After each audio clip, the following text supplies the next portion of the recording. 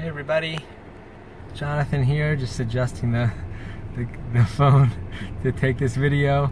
Hey, I'm coming at you in between the moments here. Had a really busy day, lots of work, lots of frustrating things, technical things that constantly need fixing and guidance. I haven't even put on the parking brake yet, just sitting here. I'm thinking about this video on the way over, what I'm going to talk to you about. I was so eager to get it in to talk to you, because I'm here just about to do some shopping. Had a nice family dinner, and usually I like to stay home for putting our daughter to bed, but we needed to be able to feed her tomorrow at school, so just over here at our little city co-op here in Austin, Texas. Let's see if you can see it back there.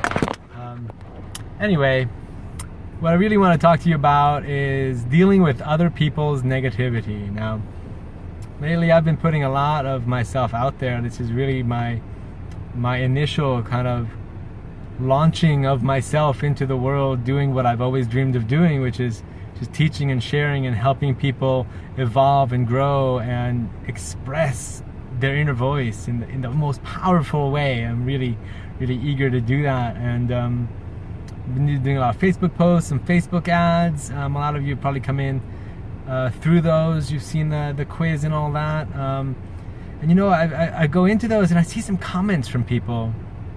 It's these really negative comments from some people who, you know, maybe didn't like the way I asked a question, or didn't like the way the answers were phrased, or didn't find meaning in the response that they got, or got angry that I asked people for their email address so I can keep communicating with you afterwards. And I understand all those things, and I always like to embrace feedback, but you should see some of these comments, man. They're just mean.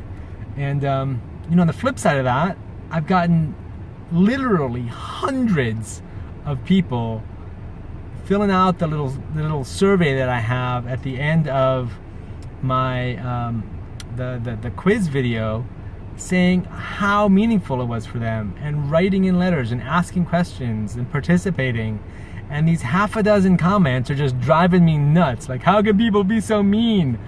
You know, I don't see you putting yourself out there. That's kind of like, and I keep doing is just, in dealing with this, these words that a mentor of mine had for a group of us one time, and this is something she often repeated.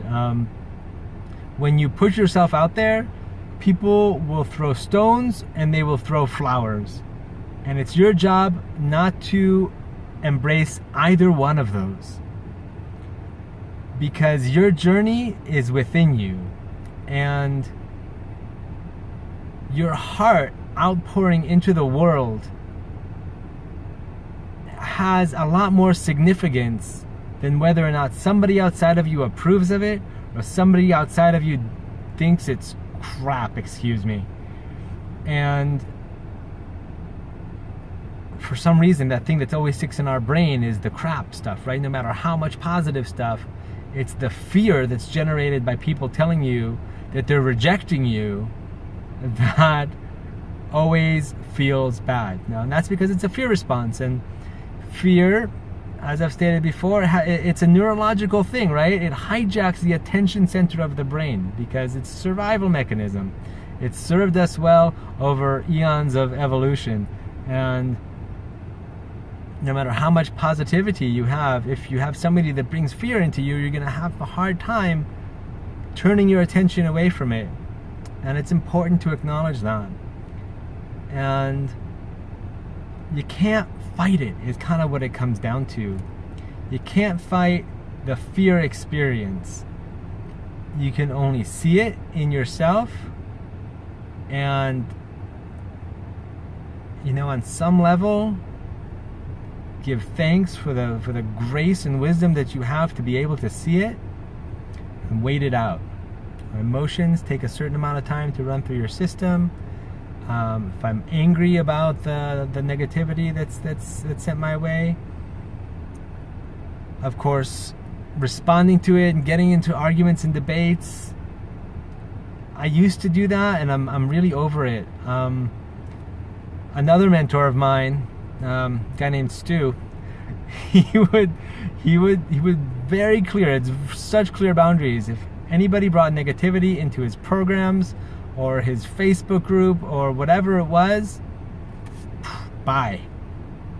Here's a full refund. Bye. He so clear about not letting himself be influenced by the negativity of other people, and it's really inspiring to me, because rather than trying to convince somebody or try and convert them into my way of thinking or explain myself in some squeamish way, just saying, no thank you. I'm creating a positive atmosphere in here. I am in my own heart. I am in my own soul. I am expressing God through me, the universe and everything, however you define that, and that's it, man. That is it. There's nothing else. The negativity, the positivity, if you let other people decide for you what you're going to express, whether it's positive or negative, you're going to start becoming more and more a slave to those thoughts, whether it's positive or negative.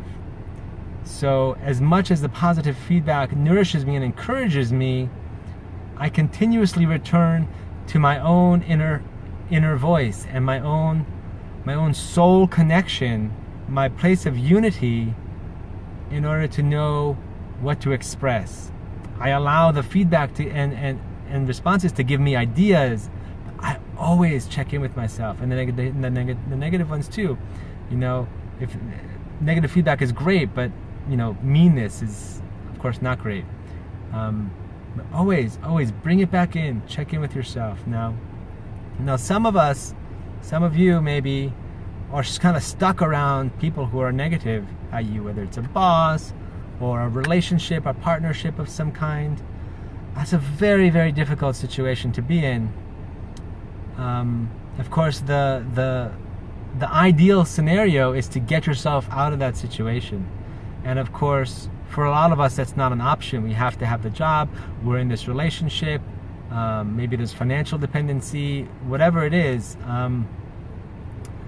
the negative person in our life might be stuck there for a while. We might be stuck with them for a while. But shifting within you to a place of positivity and knowing your inner voice, committing to following your inner voice, you're going to invite synchronicity into your life. You're going to invite opportunity into your life.